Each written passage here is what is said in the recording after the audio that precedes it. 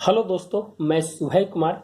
दोस्तों 65th BPSC के अंतर्गत जो हैंड रिटन नोट्स आता है दोस्तों, उसके क्रम में आज पंचायती राज व्यवस्था को मैंने आज चुना है। क्या है कि 65th मेंस में पंचायती राज व्यवस्था को एड्रेस कर सकता है मेंस में, इसीलिए मैं दोस्तों इसको मैं चुना हूँ। ये दोस्तों इसमें आपका स्वतंत्रता से पहले और स्वतंत्रता के बाद और वर्तमान 14वें वित्त आयोग की रिपोर्ट्स 2020 तक जो रिपोर्ट्स थी दोस्तों, उस रिपोर्ट्स में क्या क्या चर्चा की गई थी पंचायती राज व्यवस्था को लेकर, उसकी विस्तृत चर्चा करेंगे दोस्तों। आप इसको अंत तक देखने की कोशिश कीजिएगा, बहुत ही इंटरेस्टिंग टॉपिक है और 65th मेंस में इसको एड्रेस कर सकता है दोस्तों। और एक आवश्यक सूचना दोस्तों कि 40 डेज बीपीएससी मेंस ग्रुप चल रहा है दोस्तों, 40 दिन का स्पेशल पैकेज है दोस्तों।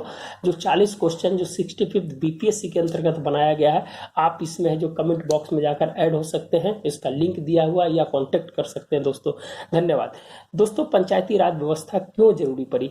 देखिए दोस्तों, गांव की समस्या जो सामाजिक परिवेश में आज अधिकतर लोग जो रहते हैं गांव में निवास करते हैं दोस्तों, जो रिपोर्ट्स आती है उस रिपोर्ट्स के माध्यम से गांव में रहने वाले की जनसंख्या करीब करीब 74% है दोस्तों, और 24% है जो शहरों में है।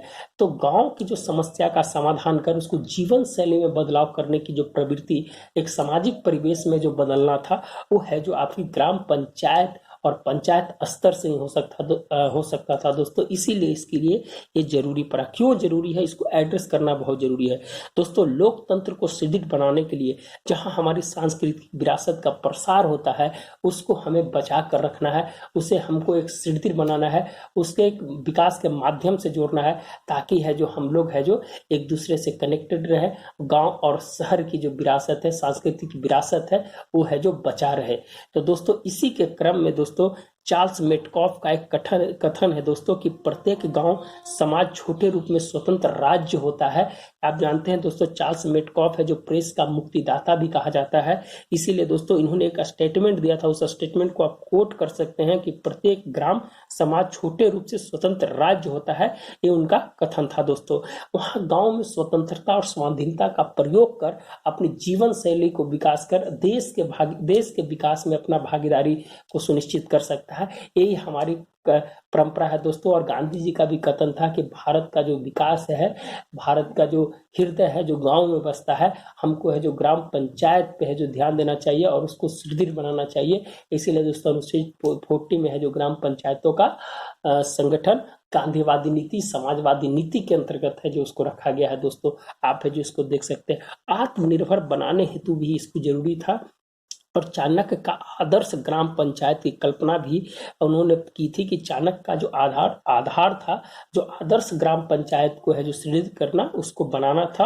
और उसके बाद सामुदायिक मंच है जो भी उसके लिए विचार है जो उसके लिए एक तैयार करना, उस इकाई एक ऐसा इकाई को तैयार करना जहां पर है जो ग्राम परिवेश के लोग एक सामुदायिक मंच पर आकर अपनी बातों को रख सके। इसीलिए ग्राम सभा होता है दोस्तों। आप गाँव में रहते होंगे तो वार्ड मेंबर होता है, उसकी है जो अध्यक्षता करता है ग्राम सभा की। और नियम है दोस्तों कि हर एक मंथ होता है, हर एक 15 दिन पर होता है, नहीं तो मंथ में एक बार जरूर होता है। बिहार राज्य पंचायत नियमावली 2006 के अनुसार आपको है जो दोस्तों उसमें है जो बहुत विस्तृत से दिया गया है, आप उसमें है जो जाकर है जो देख सकते हैं। उसके लिए हम एक और अलग बनाएंगे उसके लिए वीडियो दोस्तों। बिहार राज्य पंचायत वाली 2006 अधिनियम, उसके लिए मैं एक अलग वीडियो बनाएंगे। चलिए दोस्तों, इसके बाद दोस्तों ये जो हुआ मध्य भारत में इसे पंचमंडली और बिहार में इसको जनपद या ग्राम के नाम से जाना जाता है। आप जानते हैं दोस्तों कि यूपी में भी है जिसको जनपद, जिला के बारे में वहाँ जिला को बोला जाता है, या ग्राम है जो उस समय जो पौराणिक स्थिति में दोस्तों इसको है जो जब आपके मध्यकाल की स्थिति में थी तो इसको है जो जनपद या ग्राम के है जो इसकी संज्ञा दी गई थी। और मध्य भारत में जो पंचमंडली इसको नाम दिया गया था दोस्तों। एक पॉलिटिशियन है जो राजनीति का संविधान के जानकार रमेश चंद्र दत्त ने उन्होंने एक चीज को कोट किया था कि ब्रिटिश सरकार ने ग्राम पंचायतों को तहस नहस कर दिया, ये एक अफसोसजनक बात थी। जिन्होंने उस स्थिति को बनाकर रख दिया था, वह शोषण, आर्थिक शोषण के स्वरूप को जो बदला था, उसने उसने एक कोट किया था कि ब्रिटिश सरकार ने ग्राम पंचायत की स्थिति को तहस नहस कर दिया। यह एक अफसोसजनक बात है। उन्होंने इस कोटेशन को है जो बोला था दोस्तों, इसीलिए मैंने इसको यहाँ पर है जो कोट करके आपको लिख लिया कि एग्जाम में आप है जिसको लिख सकते हैं। इसका प्रभाव जो ब्रिटिश शासन के समय इसका प्रभाव था दोस्तों, 1870 में लॉर्ड मेयो के समय इसमें है जो विकास की प्रगति को देखा गया, और 1872 में लॉर्ड रिपन स्थानीय स्वशासन का जनक के रूप में इनको देखा जाता है और इन्होंने बहुत सुधार किए। और 1919 में शाही कमीशन आयोग आता है दोस्तों, और उसके है जो विशेष उसके रिपोर्ट सौंपने के बाद 1920 में बॉम्बे पंचायत एक्ट को लाया जाता है। बॉम्बे पंचायत एक्ट को लाने के बाद दोस्तों जब स्थिति और धीरे धीरे अच्छी होती है तो 1946 में मन्ना राव ने एक है जो ड्राफ्ट तैयार करता है, और उसके बाद पंचायत स्तर का गठन का है जो सुझाव है जो देता है। तो दोस्तों एक टाइम लाइन था दोस्तों, एक टाइम लाइन को आपको समझाना जरूरी था, इसीलिए मैंने एक टाइम लाइन को बनाने की कोशिश किया है दोस्तों स्वतंत्र भारत में पंचायत व्यवस्था का क्या व्यवस्था रहा है, क्या क्या सुधार किए गए हैं, इस सुधार के बारे में दोस्तों मैं आज आपके सामने इसको रखना चाहता हूं। नेहरू की जन समुदाय कार्यक्रम 1952 में सबसे पहले है जो पंचायत स्तर तक जाने की जो बात की गई थी।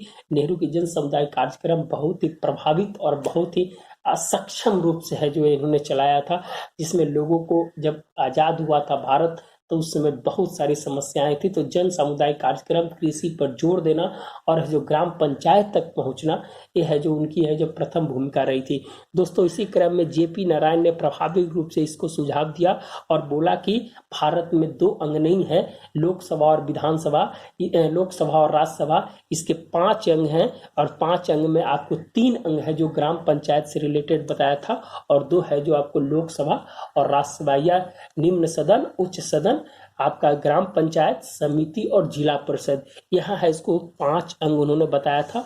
और इसकी चर्चा दोस्तों ए मैनिफेस्टो फॉर बिहार उनके द्वारा लिखी गई है जो उनमें इसकी चर्चा है जो उन्होंने किया है।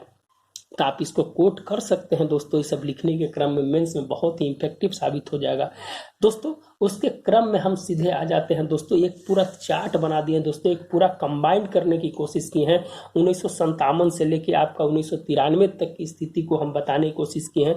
1957 में अपना पहला बलवंत राय मेहता समिति ने अपनी रिपोर्ट है जो इसके लिए पंचायत के लिए बनाई थी, और ये रिपोर्ट है जो उन्होंने सौंपा, 1 साल बाद है जो रिपोर्ट सौंपा था दोस्तों।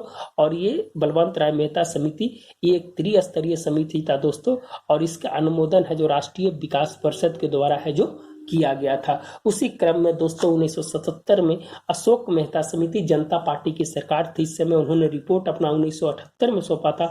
ये 2 स्तरीय, एक मंडल पंचायत और एक मंडल जिला परिषद के नाम से इन्होंने बताया था, लेकिन इसकी सिफारिश को है जो माना नहीं गया दोस्तों, और इसमें कुल 132 सिफारिशें है जो इनमें इन्होंने की गई थी। और बताया गया था दोस्तों कि अशोक मेहता की जो रिपोर्ट थी 2 स्तरीय रिपोर्ट, बहुत राज्यों ने उसको लागू भी किया था।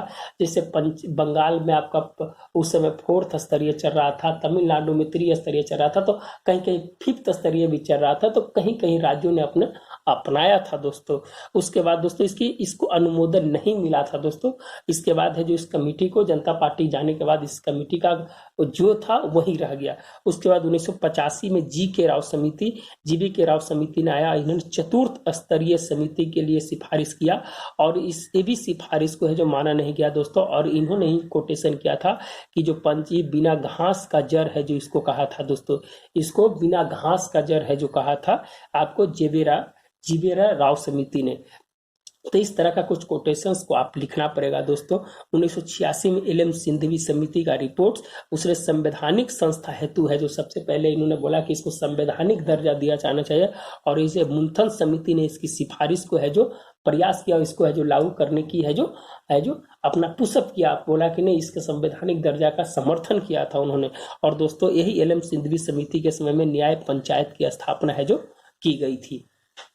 उसके बाद दोस्तों 1992 और 93 में आपका 13वां संविधान संशोधन जो आया दोस्तों, उसमें 18 विषय इसको जोड़ा गया और 11वीं अनुसूची में इसको रखा गया।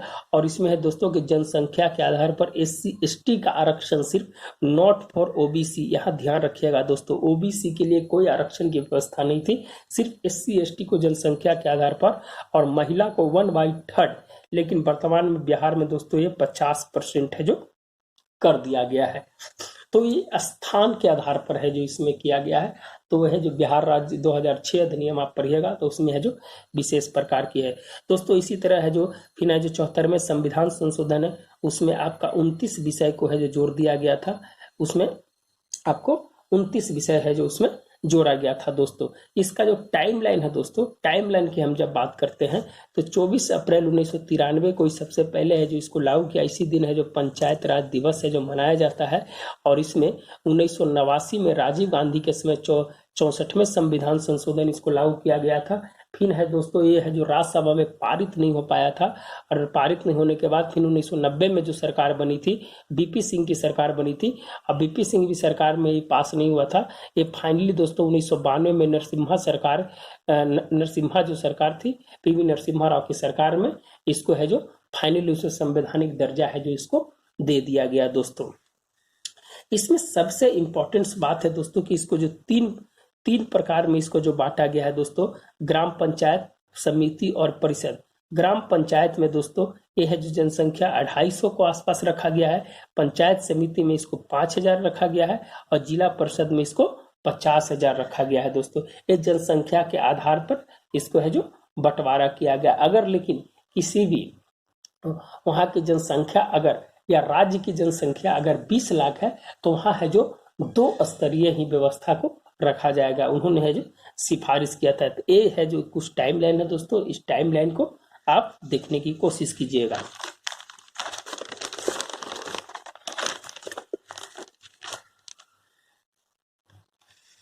वर्तमान स्थिति की बात करते हैं दोस्तों। वर्तमान स्थिति में आप बात कर सकते हैं दोस्तों कि जो द्वितीय प्रशासनिक आयोग बी रामाचंद्रन के द्वारा जो लाया गया था, उसमें है जो आपको 243 में जो 6 संशोधन करने की है जो उन्होंने अनुमति दी थी।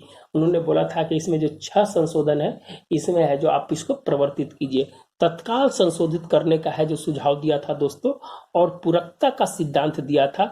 पूरकता का सिद्धांत है दोस्तों कि जो भी पंचायत व्यवस्था है, पंचायत व्यवस्था अपना खुद स्वार्थ हो, खुद है जो समर्थ हो किसी भी काम को करने में, या माने उसकी वित्तीय पोषण की व्यवस्था हो, जैसे राज्य और केंद्र का वित्तीय पोषण होता है, उस तरह से है जो उसको है जो एक दूसरे के जो समस्या का जो समाधान है, वो विकास करने का जो मार्ग है, वो खुद है जो उसको चुनने की है जो प्रवृत्ति हो। इस तरह की है जो उन्होंने है जो सिद्धांत दिया था दोस्तों। लोकतांत्रिक विकेंद्रीकरण का प्रयोग करने की है जो स्थिति को बताया, और पंचायती स्थानीय सरकार के रूप में दिखाई नहीं दे रही है। ये है जो उन्होंने बताया था कि वर्तमान स्थिति में आप संवैधानिक दर्जा दे दिए, लेकिन उनके पास उतना पैसा है नहीं कि है जो स्थानीय सरकार का स्वरूप को दिखाई दे।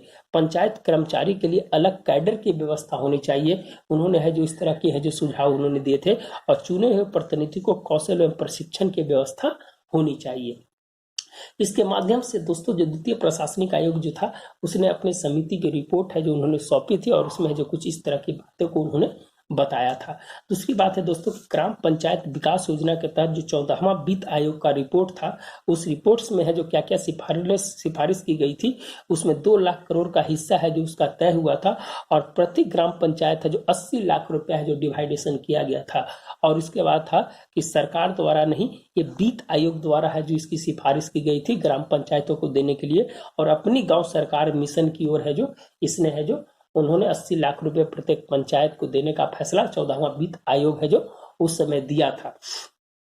उसके बाद टेक्नोलॉजी को सुदृढ़ करना और संरचनात्मक ढांचा का विकास करने हेतु भी अपना है जो रिपोर्ट्स है जो उसमें बताया था कि इसके लिए पंचायत व्यवस्था को कैसे है जो विकास और सुदृढ़ किया जाए। इसके लिए दोस्तों कुछ 14 पॉइंट्स दिए गए थे उन्होंने के द्वारा किया गया था कि लोकल गवर्नमेंट डायरेक्टरी बनाना, जिसमें मैपिंग किया जाए, जो ग्राम पंचायत है उसको मैपिंग कर दिया जाए। प्लान प्लस माने प्लानिंग हेतु, ग्राम पंचायतों को प्लानिंग हेतु प्लान प्लस है जो ये है जो 14 पॉइंट्स है जो वित्त आयोग के द्वारा है जो सिफारिशें में बताई गई थी। फिर है दोस्तों एक्शन सॉफ्ट, वास्तविक एवं वित्तीय प्रगति रिपोर्ट के लिए एक्शन सॉफ्ट की व्यवस्था, टेक्नोलॉजी से सुदृढ़ करना और विकास को बढ़ावा देना। ये मेन मुद्दा था दोस्तों। प्रिया सॉफ्ट अकाउंट्स को सहज रखने तो पारदर्शी बनाना। नेशनल एसेट डायरेक्टरी पंचायतों द्वारा सृजित नियंत्रित परिसंपत्तियों को यूनिक कोड हेतु है जो प्रदान करना। हर एक पंचायत को यूनिक कोड हेतु नेशनल एसेट डायरेक्टरी के माध्यम से अपनी परिसंपत्ति को है जो दिखाना कि क्या है, यहाँ पर एक यूनिक कोड देना। एरिया प्रोफाइल पंचायतों को प्रोफाइल्स के रूप में बताना। पर्यटक हेतु ब्यौरा और ठहरने का प्रबंध है जो पूरे डिजिटलाइजेशन के रूप में है जो काम करना। यहाँ पर मेन मकसद था ही नेशनल पोर्टल के साथ जुड़ना, पंचायत का वेबसाइट से जोड़ना, नेशनल जो पोर्टल्स था उस पोर्टल से उसको जोड़ने की बात करना। फिर है दोस्तों की सर्विस प्लस शिकायत निवारण, इसके लिए निगरानी एवं सुधारात्मक कदम है जो उसको है जो बताना कि किस तरह से है जो उसके लिए हमको विजिलेंस करना है, क्या सुधार करना है, उसके लिए है जो आपका सर्विस एवं शिकायत निवारण है जो उसके लिए है जो एक अलग है जो पोर्टल है उसका बनाना। सोशल ऑडिट मीटिंग मैनेजमेंट करना, जिसमें योजना का लेखा जोखा का प्रावधान होगा उसमें दोस्तों, उसको है जो कोई भी ओपन प्लेटफॉर्म पर उसको देख सकता है। ट्रेनिंग मैनेजमेंट पोर्टल, कार्यकर्ताओं को प्रशिक्षण और जनप्रतिनिधि चुने हुए उनको प्रशिक्षण देना। और GIS geographical inductions information system के माध्यम से किसी भी पंचायत का मैपिंग को कोई भी आदमी है जो कहीं से देख सकता है। अभी दोस्तों अभी 24 अप्रैल 2020 को नरेंद्र मोदी सरकार ने वीडियो कॉन्फ्रेंसिंग से माध्यम से विभिन्न राज्यों के सरपंचों या मुखिया उनसे है जो बात किया और उन्होंने है जो एक ऐप भी है जो लॉन्च किया है दोस्तों। उस ऐप को है जो आप है जो जरूर याद रखिएगा। उस ऐप के माध्यम को कोई पूछ सकता है तो आप है जो उसको ध्यान है जो जरूर रखिएगा। ये कुछ छोटा सा टॉपिक था दोस्तों। बिहार राज्य नियम 2006 है जो उसके लिए एक अलग टॉपिक बनाएंगे दोस्तों उसको। अब इसमें कुछ प्रावधान है, जैसे 18 विषय है दोस्तों या 29 विषय है पंचायती राज के लिए या नगर निगम के लिए। 18 या 29 विषय है दोनों के लिए। उसमें है जो दोस्तों आपको है जो क्या है तो उसको एक अलग चार्ट है, वो एक चार्ट को आप है जो बुक से भी पढ़ सकते हैं कि इसलिए कि राज्य निर्वाचन आयोग द्वारा उसकी है जो चुनाव कराया जाता है, उसकी उम्र 21 बरस होती है, 5 बरस के लिए होता है। तो ये सब एक नॉर्मल चीज़ है, आप उसको है जो पढ़ सकते हैं। संवैधानिक दर्जा प्राप्त है, तो ये सब चीज़ है जो आप है जो दोस्तों उसमें लिखा हुआ है, आप है जो इसको पढ़ सकते हैं। कुछ नया चीज़ था दोस्तों तो इसलिए मैंने बनाने की कोशिश किया है दोस्तों। अच्छा लगे तो वीडियो को जरूर शेयर कीजिए और लोगों के बीच है जो बताइए। और अगर आपको ऐड होना है तो दोस्तों आपके कमेंट बॉक्स में रहेगा, आप वहाँ ऐड हो सकते हैं। धन्यवाद दोस्तों, मिलते हैं नए वीडियो के साथ। धन्यवाद दोस्तों।